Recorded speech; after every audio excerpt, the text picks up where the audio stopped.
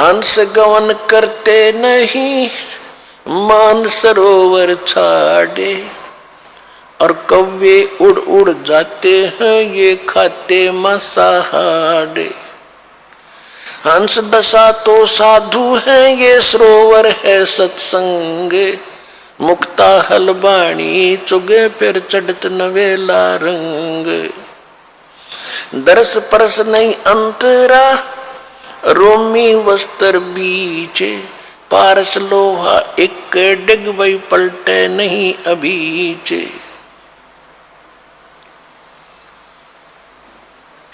अब क्या बताते हैं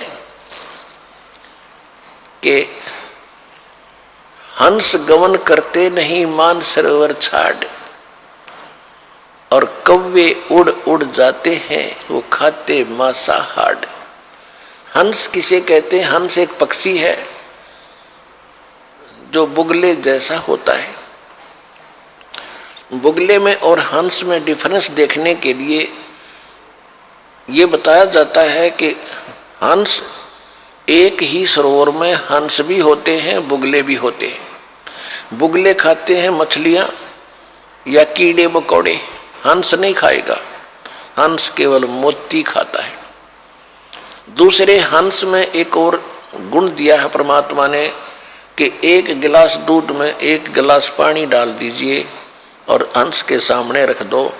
हंस में ऐसी ताकत शक्ति दी है कि वो दूध को पी लेगा, एक गिलास पानी उससे छोड़ देगा। वैसे दूध से पानी अलग होना बड़ा असंभव है और उसमें वो ताकत है।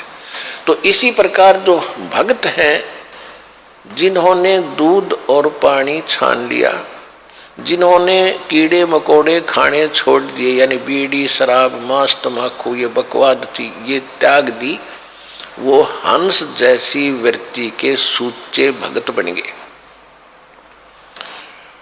अब कहते हैं कि हंस गवन करते नहीं मान सरोवर छाड़, और कौवे उड़ उड़ जाते हैं जो खाते मांसाहार। यानी जो हंस है वो सत्संग को नहीं छोड़ सकते। जो कौवे जैसी वृत्ति के व्यक्ति हैं जिन्होंने बकवाद छूटती नहीं, वो सत्संग छोड़कर बकवाद करते रहते हैं। हंस दशा तो साधु है, हंस दशा तो साध है, और सरोवर है सत्संगे, मुक्ता हलबाणी चुग ये चढ़त नवेला रंगे। अब उन हंसों के लिए ये सत्संग रूपी सरोवर है, और ये साधु आत्मा ये है हंस। हंस दशा तो साध है और सरोवर है सत्संग, और यहाँ ये परमात्मा की अमृतवाणी रूपी मोती खा रहे हैं। और फिर चढ़े नवेला रंग, दूना अच्छा भाव बनता चला जाएगा। जो सत्संग में आए जाएंगे डटे रहेंगे।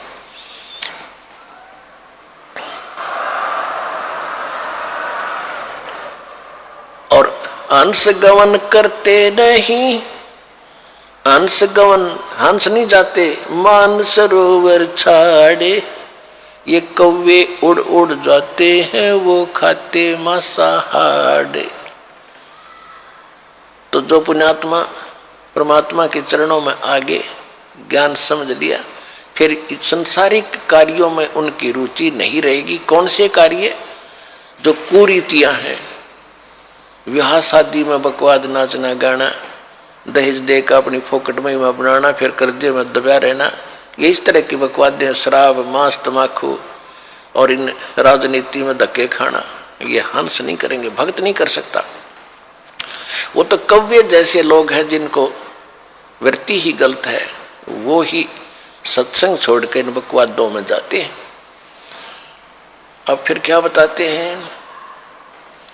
द्वार धनी के पड़ा रहे और धक्के धनी के खावे, 100 काल झकझोल ही पर द्वार छोड़ ना जावे। इस मार्ग में सफल होने का एक फार्मूला बताया है कि जब ज्ञान हो जाता है, परम संत की पहचान हो जाती है, कहते हैं द्वार धनी के पड़ा रहे और धक्के धनी के खावे। आवे और जावे भगवान के चरणों में, और चाहे कितने ही आपत्ति आप पर काल देवे, जैसे संसारिक, क्योंकि आपने नाम ले लिया, अब धीरे धीरे आपका सब संकट दूर होने लगेंगे। तो आप ऐसा महसूस करोगे कि जैसे कोई आपत्ति आ गई नाम लेने से। नहीं, आपत्ति तक टल रही है आपकी। अगर नाम ना ले रखा होता तो जान जानी थी। आपको कई भक्त मिलते हैं, कहते हैं जी नाम लेने के बाद मैं वहां से छोड़ कर आया हूँ, मेरा ऐसी कुछ तकलीफ होगी। भले आदमी, वहां से तो नरक था, सीधा काल था, वो तेरी जान जानी थी। यहाँ आने के बाद तो तेरी जान बच गई छोटे मोटे इस दुख थे। तो क्या कहते हैं कि द्वार धनी के पड़ा रहे और धक्के धनी के खावे, और 100 काल झकझोल ही। काल बीच में बेशक झटके दे पर द्वार छोड़ नहीं जावे। अब जैसे आप यहाँ आते हो, सतगुरु क्या होते हैं? एक सतगुरु की उपमा ये भी है कि सतगुरु एक धोबी है और जीव है एक कपड़ा, जो संसार के कर्मों में घना मैला हो गया। अब धोबी किसी का कपड़ा धोने के लिए आता है, राजा का भी होता है, अधिकारियों के भी होते हैं। उन सभी कपड़ों को कैसे धोता था वो? पहले तो उनको जल में भिगोता था और फिर उन्हें पकड़ कर पत्थर पर मट्टा मट मारा करता, गद्दा गद, जब तक मैल ना छूट ले। इतने मुक्कियां गिल्ला लातों के साथ और फिर पत्थर पर पटक पटक मारे। तो उस कपड़े का दुश्मन नहीं है। और वो कपड़ा न्यू क्या बता, मैं तो गढ़ दिया इसने यू क्या करे। तो वो मैल निकाल रहा है आपके अंदर से, दोष निकाल रहे हैं परमात्मा। परमात्मा की शरण में आने के बाद छोटी मोटी कोई हरकत होती है तो गॉड गिवन समझना कि आपको पटका जा रहा है उस धोबी के गांठ की तरह।